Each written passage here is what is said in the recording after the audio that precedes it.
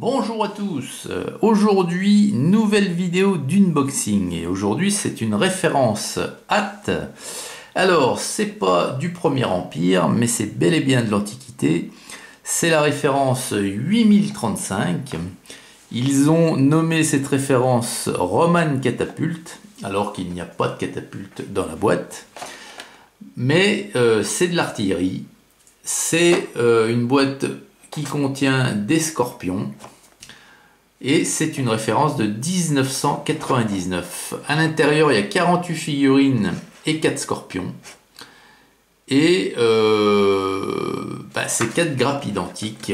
Donc on va faire un petit tour rapide de la boîte et ça c'est une référence qui est super intéressante parce que c'était la première fois que Hatt mettait en scène des machines de guerre. Donc l'arrière de la boîte, voilà. Et donc, 4 grappes au total, une bonne grosse boîte. Alors donc on va en regarder qu'une. Hop, on va prendre la première. Et on va décortiquer ça. Alors, on va commencer de suite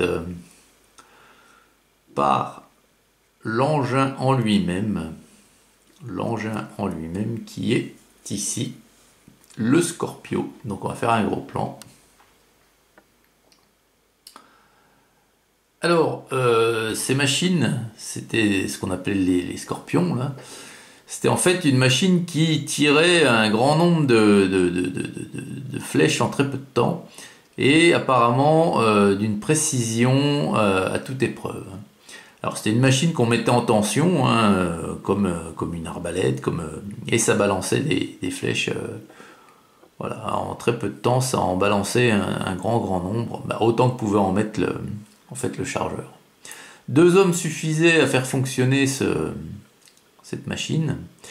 Et c'est une machine qui n'était pas à proprement dite de fabrication romaine au départ, hein, c'était plutôt des machines qu'ils avaient saisies pendant la première guerre punique, hein, notamment en Sicile, et qu'ils avaient incorporé dans l'armée romaine, hein, tout simplement.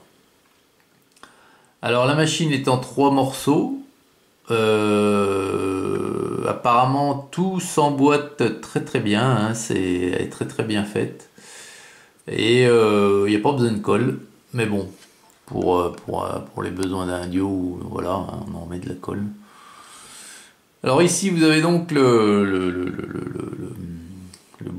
sais pas comment ça s'appelle, le bouclier avant, hein. Donc le carré au milieu, c'est par là où partaient les flèches. Les 2 tiges sur le côté, c'était, je pense, ce qui remplaçait un petit peu l'arc, hein, qui était mis en tension. On a le pied ici, vous voyez. Donc la gravure est assez jolie, hein. On voit qu'il y a des parties bois et des parties en métal, vous voyez ici, hein, qui font la jonction entre plusieurs pièces de bois. Et puis on a le châssis, hein, qui fait un peu penser, hop là, il est où le châssis? Il est là, pardon. Il fait un peu penser à un châssis de canon, hein. Mais voilà. Alors, avec cette pièce d'artillerie, il y a 4 servants. Alors, les premiers servants, on va regarder celui-ci, déjà là. Alors celui-là, vous voyez, il a une épée et il fait signe avec son autre bras, avec son bras gauche là. Donc on peut penser que c'est lui qui dirige la manœuvre, hein. C'est un peu le chef de la pièce d'artillerie. Ensuite, on a celui-ci là, qui arrive avec les longues flèches là, donc c'est le chargeur. Alors la gravure est superbe. La gravure est superbe. On en a un autre ici. Alors lui, il a une peau de loup, donc c'est un vélite. Il peut avoir le corps, hein, ici je pense. Voilà. Ils sont très chouettes. Et puis lui, je pense qu'il met la machine en tension, ou il tient il tient quelque chose, il tient la manivelle, je pense, pour mettre le scorpion en tension. Alors, quand je dis en tension, c'est bander comme quand vous bandez un arc, hein, tendre la corde, quoi, qui va propulser le projectile. Alors ils sont vraiment chouettes, hein, la gravure est superbe. Vous voyez, donc c'est des chemises en maille, hein, qu'ils ont par-dessus une tunique. Par contre, ils n'ont pas leur casque. Et ça, ça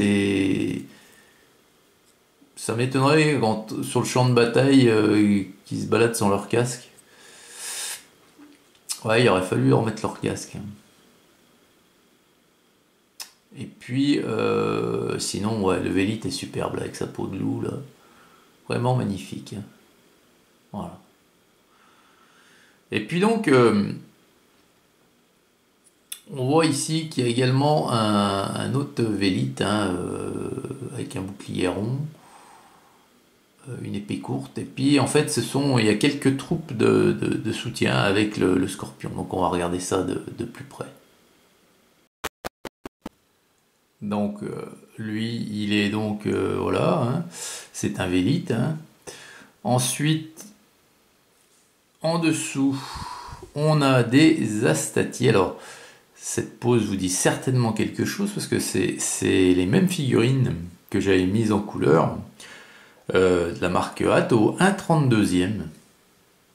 Donc, ici, elles sont au 1/72. Et ils accompagnent donc cette pièce d'artillerie en guise de troupe de soutien. 3 Astati ici. Donc on les a déjà vus, hein, au 1/32, c'est exactement les mêmes. Donc on va passer assez rapidement. Hein, en fait c'est pas de la découverte, voilà, vous les avez déjà vus. Et puis ici on a 3 Vélites. Alors 2 identiques, hein, et puis un troisième ici. Alors la gravure à cette échelle, elle est pas mal du tout. Hein. Moi je les trouve jolies et malgré leur habit tout simple, il y a vraiment de quoi faire de belles figurines. Mais je pense que je vais me laisser tenter pour faire un petit diorama avec une de ces grappes là. Bon, je vous dis pas quand, hein, ça sera pas demain, hein, mais je vais mettre une grappe de côté dans l'optique de faire un petit dio. Et ici, on a un Aquila, hein. C'est-à-dire que c'est l'emblème quoi de la section, hein, de la légion, du détachement qui est présent ici. Alors par contre, où est-ce qu'on peut le mettre, l'Aquila? Parce que je vois pas de figurine avec hormis lui, hein, qui tient donc le corps, hein, ça va de soi.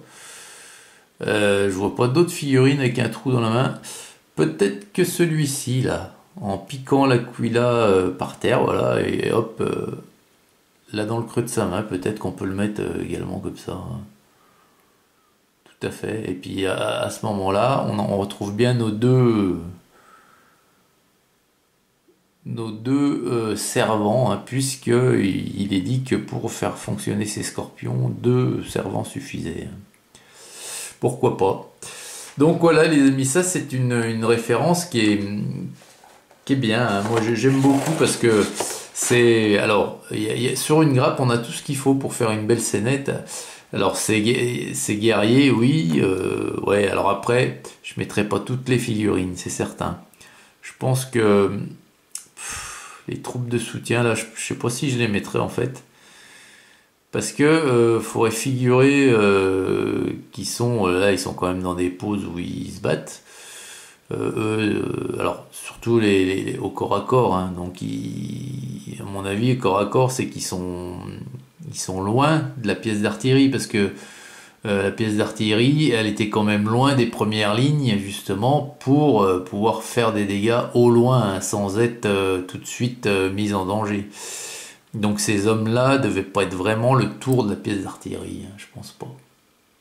Donc voilà, mais malgré tout ça, dites-moi ce que vous pensez de cette référence. Moi j'adore, j'aime beaucoup. Et ouais, je pense que je ferai un petit truc là-dessus. Voilà. Bien voilà les amis, hein, mais j'espère que cette vidéo vous aura plu. Excellente journée à toutes et à tous. Et puis je vous retrouve très prochainement, hein, pour une prochaine vidéo. Salut!